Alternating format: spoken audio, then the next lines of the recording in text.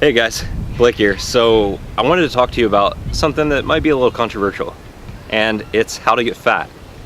Now, most people that are watching this, or a lot of people that are watching this at least, are going to be thinking, dude, what the hell? I mean, I'm trying to lose weight. Why do I want to know how to get fat? And the reason is that one of the biggest ways to lose weight and lose it effectively, specifically for your body, not someone else's body, not some run-of-the-mill program, is to look at how you gained weight in the first place. I mean, if you think about it, you did not get fat overnight. You're not overweight now because all of a sudden one morning you woke up and you were 50 pounds heavier. That did not happen. So how to get fat is basically looking at what you're doing consistently. I mean, think about what you're doing on a day-to-day basis that is leading to you being overweight. So what kind of foods are you eating? How are you exercising or not exercising? And how are you using your body or not using your body?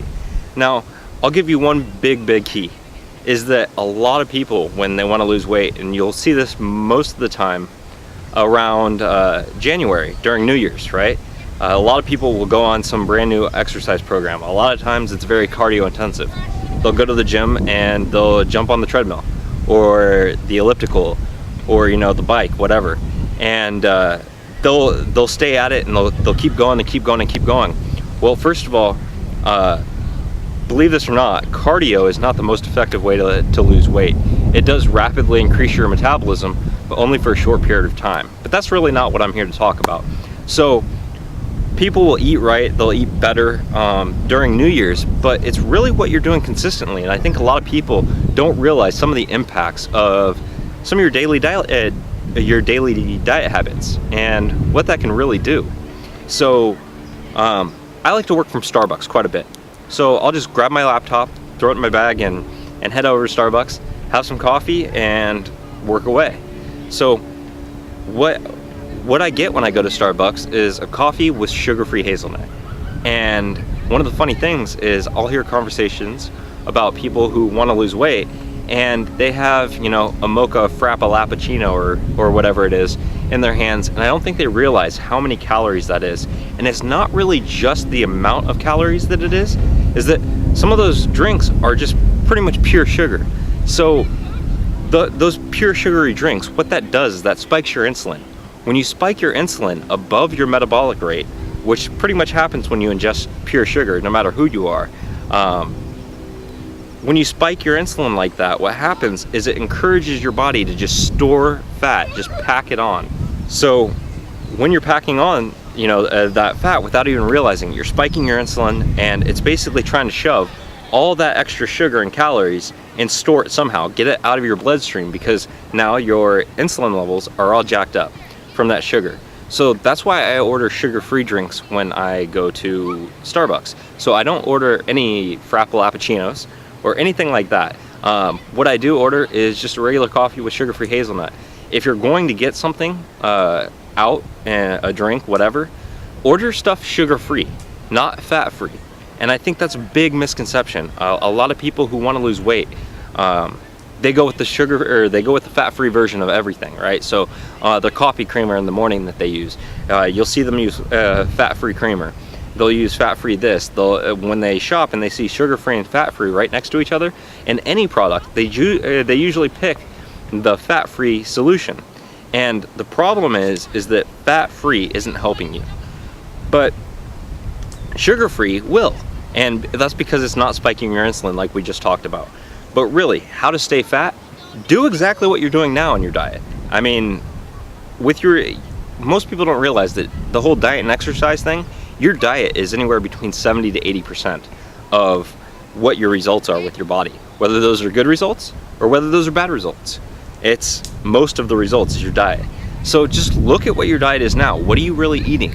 And what are you putting in your body? And you will know exactly how you're producing this result that you're calling fat, or that you're calling overweight. And that weight that you want to lose becomes a lot easier when you realize what you're doing to stay overweight in the first place. Once you have that baseline, you can start to change stuff. Now here's the wrong approach, and I don't want to say it's completely wrong, but it's wrong for most people, is they change everything in their diet overnight, or they just hate the word diet period, so they won't go on a diet. Let me tell you something. A diet is any food that you eat consistently. You can be on the McDonald's diet. It doesn't matter. A diet is any food that you eat consistently. So if you eat hot dogs and hamburgers consistently, that is your diet. It's just your consistent way of eating. So as far as a diet goes, just try and realize that a diet just means a consistent way of eating. It doesn't mean that you're starving yourself, because if you feel like you're starving constantly, the chances of that being a successful weight loss formula for you is not very high. And even if it does work short term, it's not going to work long term. So don't worry about diet. Just change one thing at a time in your diet. However you're eating now, and if you're gaining weight or if you're really overweight, that's a good place to start. That's how you stay fat. Just keep doing whatever you're doing and you'll stay fat. Guarantee you. It happened for a reason, right? It didn't happen overnight. You didn't wake up with 50 extra pounds. So just eat whatever you're eating and you'll stay fat. If you want to not stay fat, think about changing one thing maybe a week in your diet. Like, you know that you have a Snickers bar, or you have some sort of candy every day around the same time, or you're getting cravings, so on and so forth.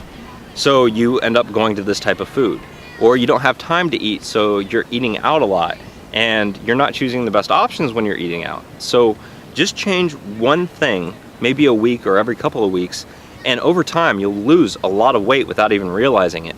And it's a little bit of a slower process, and you can change more than one thing at once, but it's really important just to kind of take it slowly. Most people, when they change everything all at once, they have a big problem with it. They can't, they start to feel like, holy crap, this is way too much. I can't keep up. And that's understandable. So start by changing one thing at a time. That's how my wife actually lost over 80 pounds. And if you're interested, there's going to be a link in the description for Metabolic Furnace. Metabolic Furnace is a book that I wrote that I'm giving away for free. And what it goes over is how to make healthier food choices by two really simple ideas. And you use those two simple ideas and you'll be able to change how you eat progressively and slowly without feeling like you're starving. As a matter of fact, most people who use Metabolic Furnace realize that they feel more full and that they don't have the cravings for, the binge foods that they used to have. So it's a way to eat healthier, but still feel full and not hate being on a diet. So I hope this helped you guys out. I hope you enjoyed it. If you enjoyed it, please like and share the video. Whatever you do, comment, let me know what you think, good or bad. I'm gonna try and read every single comment that comes onto this video. So I hope you guys had a good time, and thanks for watching. Live with passion, and don't forget to smile.